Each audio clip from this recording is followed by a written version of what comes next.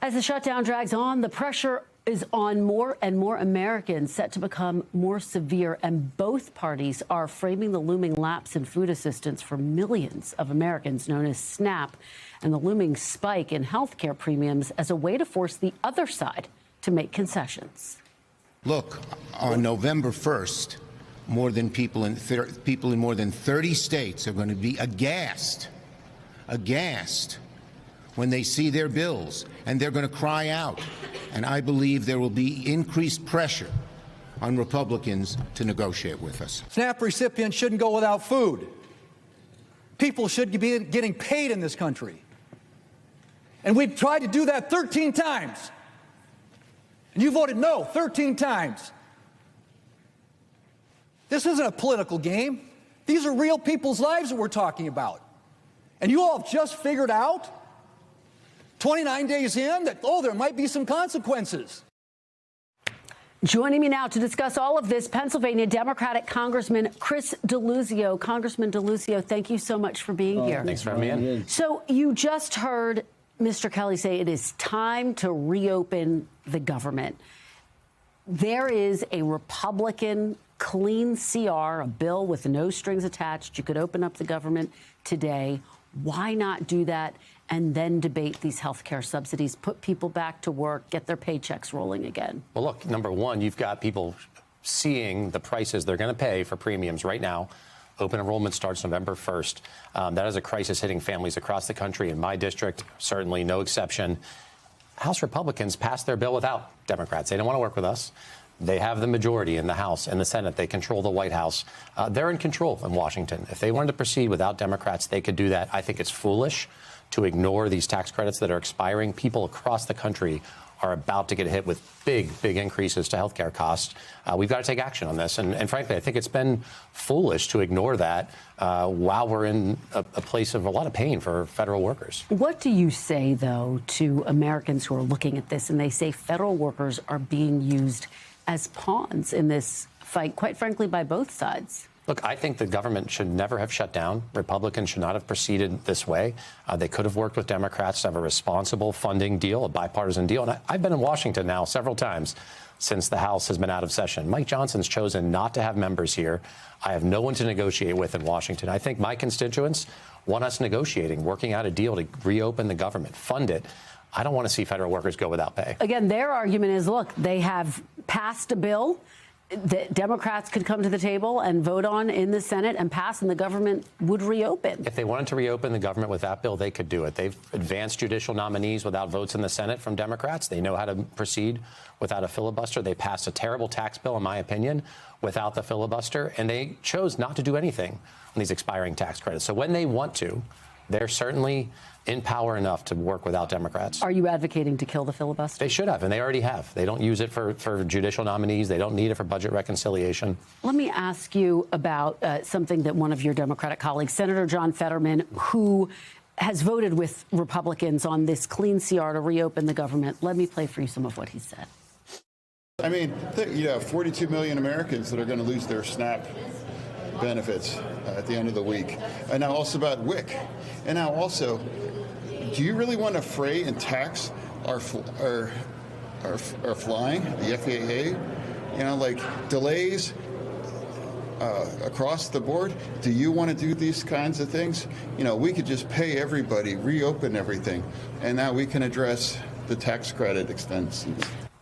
What do you say to that argument and to your colleague, Senator Fetterman? Well, he's right to be concerned about people missing SNAP benefits starting in November. The place where I might disagree is the administration has a fund they can point to and they can draw from right now to make sure those funds go out. And they should. I don't know why the Trump administration is choosing not to. And let's be clear, the time is now. We should have been taking action weeks, months ago on these tax credits. They're expiring. I heard from people in my district, a couple in their 60s making around typical income from my part of the world. They're looking at $1,200 a month of extra payments and premiums. Yeah. That would blow up any family's budget around that income level.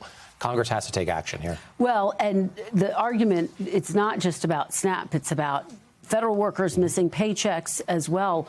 The lines outside of food banks growing longer. Senator Catherine Cortez Masto, who's also voting with Republicans, has said she took the vote because she doesn't want to swap one group's pain for another. Is that the situation that Democrats find themselves in? And quite frankly, could it backfire? Look, I come back to the fact that Republicans have full control here. They could do this without Democrats. That's how they've proceeded. Well, they do need Democrat votes in the Senate. Well, let's argue about that. They don't. They've advanced judicial nominees. They've passed a big tax and spend bill. You're calling for getting rid of this filibuster altogether? Well, they already have gotten rid of it where they want to. They have the votes to change the rules when they want. They should work with Democrats then. If they won't proceed on their own, they have full control here.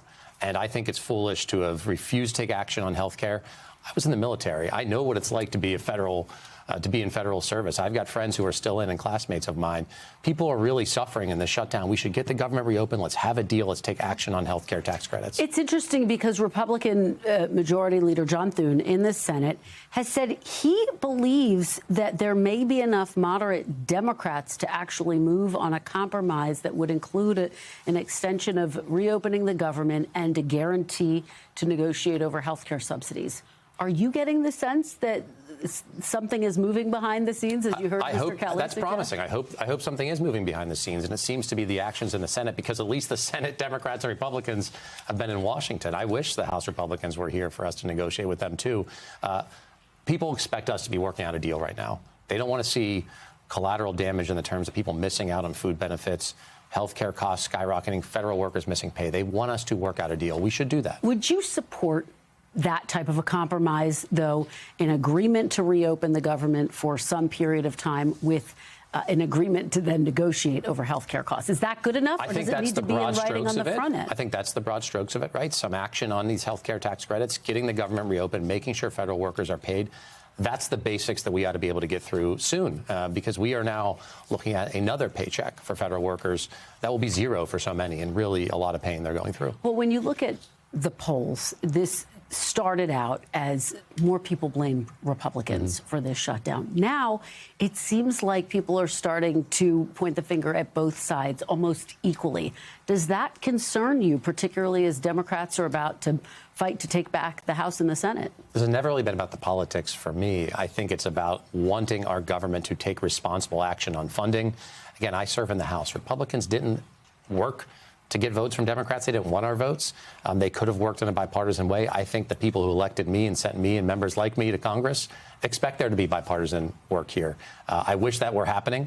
And again, I think the path out of this is clear. Let's reopen the government. Let's get something done to extend these tax credits. And how long are you prepared to fight? I mean, here we are. It's about to be November. Some people have expressed concerns that this could go past November 1st when open enrollment starts, and maybe even all the way to Thanksgiving. Are you prepared to hold out that long? I think that would be a terrible situation for federal workers, many of whom are going to miss a full paycheck the end of this week.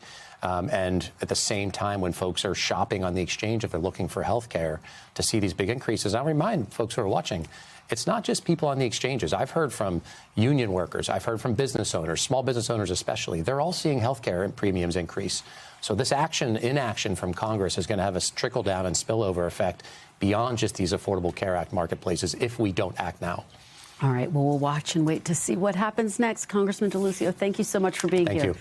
We thank you for watching. And remember, stay updated on breaking news and top stories on the NBC News app or watch live on our YouTube channel.